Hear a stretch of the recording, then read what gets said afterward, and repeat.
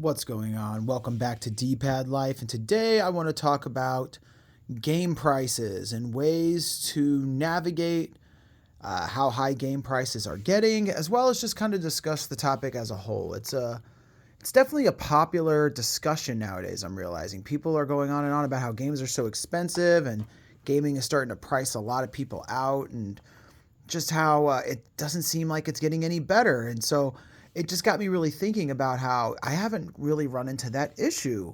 I've been able to navigate it pretty comfortably. I've got a nice, sizable collection full of games that I've been actively enjoying and revisiting.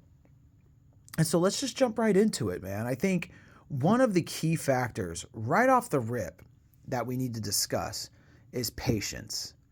I think for a lot of people, when the latest and greatest game drops, they really want to jump into it. And I think one of the greatest motivators for that is when you're playing games online. If you're an online gamer and you like to play games competitively, there's a lot of pressure to get that game when it's new so you can get in early while the hype is up and enjoy, easy matchmaking and playing alongside your friends, as well as like getting your skill leveled up early on.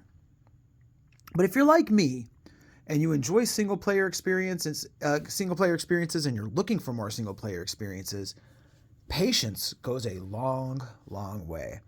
So I've laid out a few examples to discuss. This is kind of the patience pile. This is the pile where that was primarily my focus. So these are 4 games that I had some interest in, but I didn't really care to pay full price for them. And the way I went about getting each of them was a little different. So first things first, used games. Now, I think this is something that most people consider and most people will just go by. Most people will pull the trigger on this, but if you find a game used, get it used. No big deal, right? I got both of these new and both of these used. Now, these I got used in different situations. So, for Dreams, this is a game that I've been interested in for a very long time. As you can see, it's made by the same people that made Little Big Planet. I was a big fan of that game when it first came out, the original. I never really played 2 or 3, but Little Big Planet 1 always has had a soft spot in my heart. And so when I heard they were starting a new project with Dreams, where it's essentially like a fully realized Little Big Planet, where now you can make all sorts of games of different genres. And really, whatever your imagination comes up with, you can do in here. This thing is really, really cool. I knew I wanted to get it, and so I frequent video game swap meets, as well as I'll check out pawn shops or thrift stores or garage sales, things of that nature, just kind of hunting for games to see if something catches my eye. And I found this at a swap meet for $5. And when you talk about value for your money, Dreams is a massive, massive experience with endless games to play on it. People create full-blown games on here, at the very least, like very elaborate levels of games. So much value for just $5. So by being patient and waiting till I came across this game used for a decent price, I was able to snag it. It's actually the second time I've had this game. I had bought it once before, and I ended up selling it because I hadn't booted it up, and I just assumed you needed a PlayStation Plus account to play it. It turns out you do not. So I found it again for $5. I snagged it, and actually lately, I've been having an absolute blast with this one. I'm definitely going to do another video on Dreams, but for now, this is a good solid example of when there's something you want and you just wait and you're patient, and you can find it for used really cheap. Now, Metal Gear Solid Delta was also a used game I got. How much did I pay for this? Well, I paid $14 for this. Now, you might be questioning, how in the heck did you get Metal Gear Solid Delta for $14? Well, I went to GameStop on a buy 2 get 1 free sale, and this was the most expensive game out of the pile, so this did count towards the sale. The other 2 games were $18 a piece, so one of those were free. One of the other games I got was Horizon Zero Dawn Remaster, so that led me to be in a position where I could sell my PS4 copy of Horizon Zero Dawn. I did that. I sold that for $10, and that knocked down my purchase price for all of these. When I took the purchase price and divided it by 3, because I got 3 games, that made Metal Gear Solid Delta $14. And I'm very, very pleased with that. This was a game that I was definitely willing to be extremely patient on. I was waiting until the game was down to maybe $20-$30, and then I would check it out.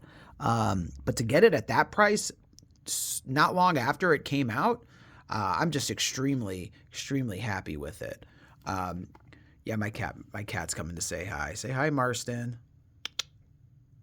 He's got no words. In any case, yeah, so these are two great examples of used games and what a little patience will get you. But that's not all where patience comes into play. If you're trying to get games for cheaper, patience can also help in the situation for these two games. Now, as I previously mentioned, I got both of these new.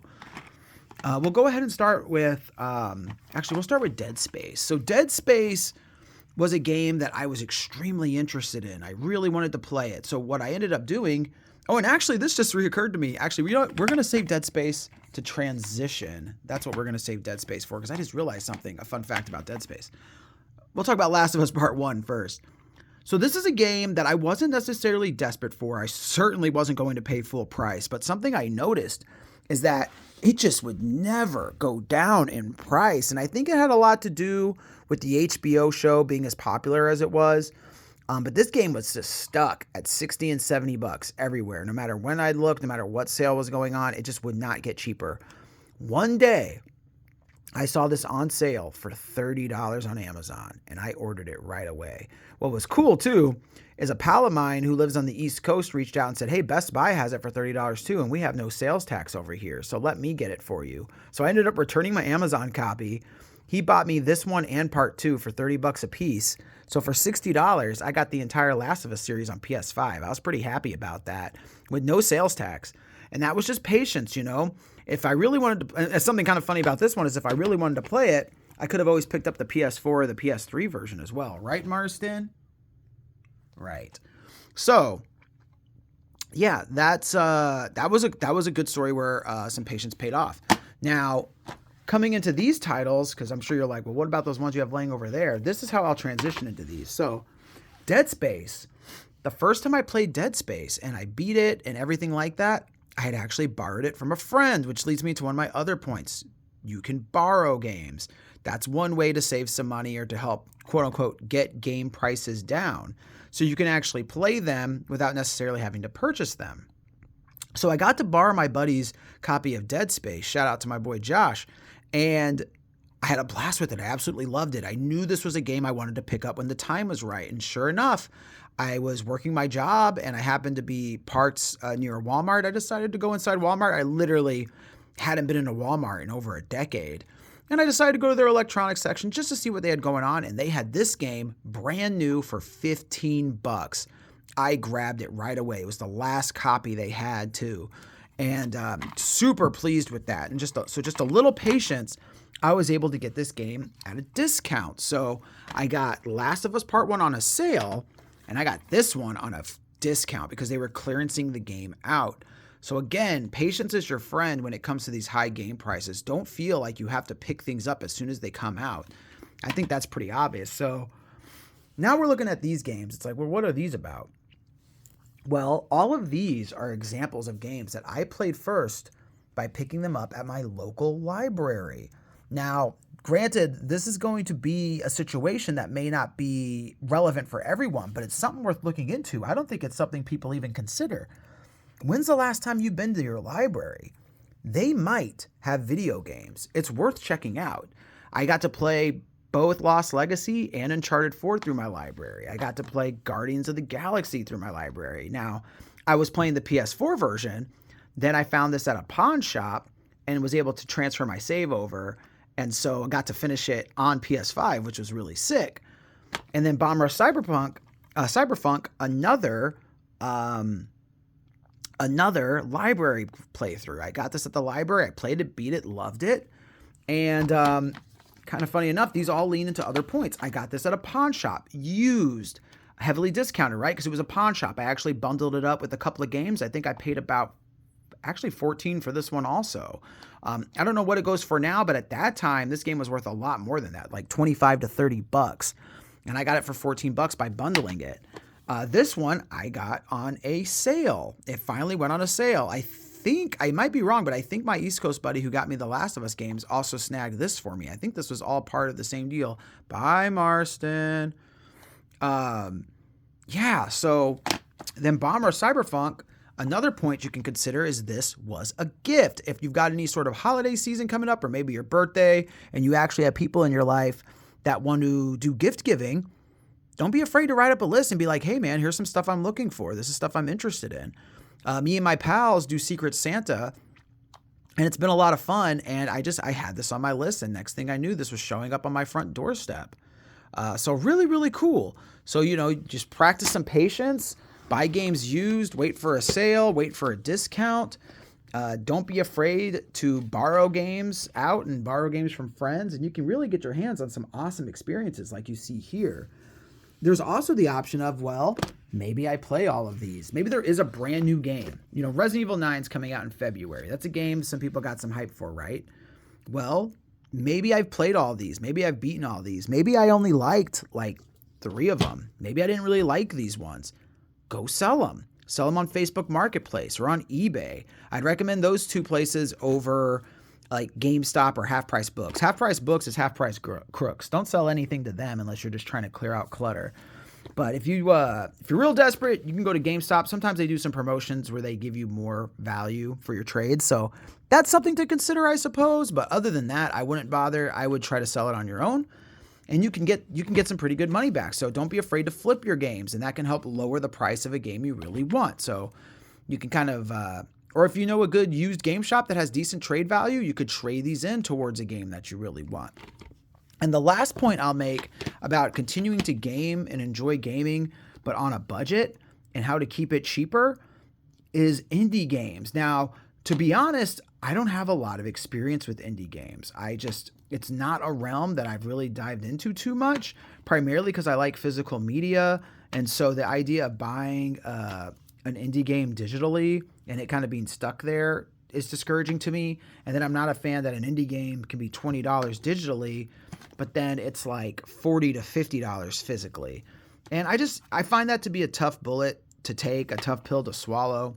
So I tend to avoid them, not because there's anything wrong with them, not at all. I have played some, like Lisa the Joyful or Lisa the Painful RPG comes to mind. I mean, Bomb Rush Cyberpunk is an indie game, right?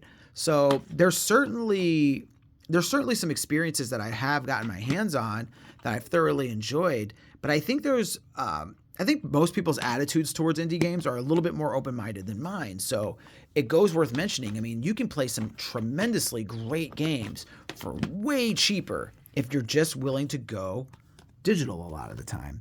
Which, I mean, also opens up another point. Oh my gosh. It opens up another point too. If you're willing to go digital on your games, PlayStation Network and like the Nintendo Switch eShop and whatever Xbox calls theirs, those guys have sales all the time, man. You can find some games for a lot cheaper that way as well. So certainly, especially like around a holiday or around some sort of like anniversary event for the companies, you can find some really great stuff that way. So I would say keep your eyes open on the digital market too. I always check, even though I rarely make a purchase. Usually I'll grab a game if it's like $2 or $3, but if it's anything more than that, I tend to feel pretty discouraged. I do a lot of hunting for physical, so it just kind of makes sense for me to just kind of keep it that way. But in any case, that's all I got for you today. I thought it'd be fun to just kind of go over some of the strategies that I practice on how I get to enjoy so many games. I think that library is definitely something that benefits me greatly, which might be a bit more particular, but I also got a bunch of gamer friends. If you go to GameStop, make conversations with people, get to know the employees, get to know some customers, just make contact, spark up a conversation. You never know who you're going to meet out there. And that's how friendships can begin. You kind of start talking about something, seeing if you have similar interests. Maybe you exchange numbers or your social media accounts, and the next thing you know, you got a buddy who you can trade games with. Hell, that's another thing, just trading games. Maybe not flipping, but just trading. Like, hey, you want to play Uncharted Legacy of Thieves? I really want to play Guardians of the Galaxy. Let's just trade them. Or I'll let you borrow mine, you let me borrow yours, Those are options for people, man. So don't be afraid to do that. But certainly buying used and keeping an eye out for sales and discounts, I think, are probably the most accessible. That's probably the most accessible ways to do this. So if you guys appreciated hanging out today, please consider subscribing to the channel. It's always good to see you guys again. If you enjoyed the conversation today, please leave a like. It goes a long way of helping support the channel and help it grow. And be sure you comment down below. I love chatting with you guys. Talk to me about some of the games you've picked up recently for less than full price. What are some strategies that maybe I failed to mention here? Something that comes to mind right off the rip is buying bundles, taking out the games you want and flipping the rest. That kind of comes to mind. I could have gotten into that a little bit more, but either way, I'd love to hear your guys' thoughts on this. Maybe y'all got some good indie games you could recommend to me that I check out, because that's certainly a realm of gaming that I am just asleep on, because I'm so busy with releases like this, man. There's so much to play. So much to play. In any case, appreciate you guys. I'll check you guys out in the next one, and take care. See you around.